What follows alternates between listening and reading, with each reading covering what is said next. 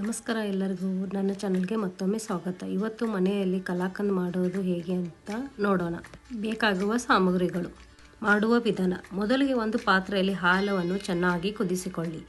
ಹಾಲು ಕುದಿಯಲು ಆರಂಭವಾದ ತಕ್ಷಣ ತುರಿದ ಪನ್ನೀರವನ್ನು ಸೇರಿಸಿ ನಂತರ ಹಾಲು ಮತ್ತು ಪನ್ನೀರು ಚೆನ್ನಾಗಿ ಬೆರೆತು ಮಿಶ್ರಣ ಸ್ವಲ್ಪ ಗಟ್ಟಿಯಾಗುವವರೆಗೆ ಕಲಿಸುತ್ತಾ ಬೇಯಿಸಿ. ಈಗ ಅದಕ್ಕೆ ಸ್ವಲ್ಪ ಸಕ್ಕರೆ, ತುಪ್ಪ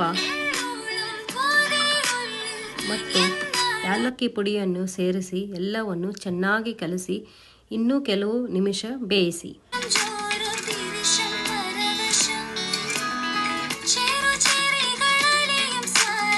ನಂತರ ಒಂದು ಗಾಜಿನ ಪಾತ್ರೆಗೆ ಸ್ವಲ್ಪ ತುಪ್ಪ ಸವರಿಸಿ ತಯಾರಾದ ಮಿಶ್ರಣವನ್ನು ಅದಕ್ಕೆ ಹಾಕಿ ಸಮಾನವಾಗಿ ಹರಡಿ.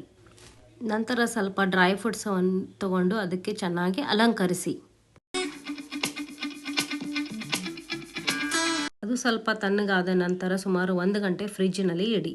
ಅದು 1 ಗಂಟೆ ನಂತರ ನಿಮ್ಮ ರುಚಿಯಾದ ಮನೆಯಲ್ಲಿ ಮಾಡಿರುವ ಕಲಾಕಂದ್ ಸೇವಿಸಲು ಸಿದ್ಧ.